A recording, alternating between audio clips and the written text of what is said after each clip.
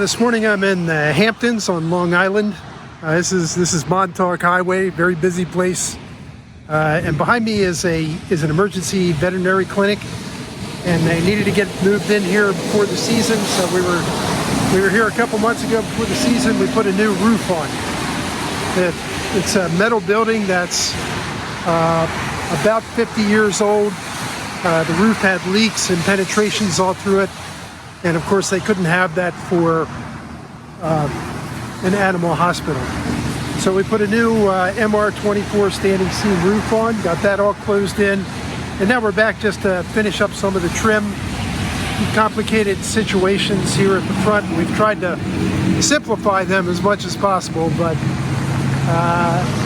it's complicated dealing with old construction. The building wasn't put in totally straight and square to begin with.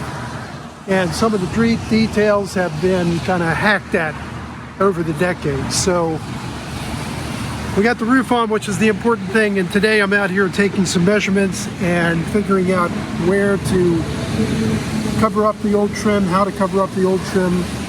We've made some sketches and some details.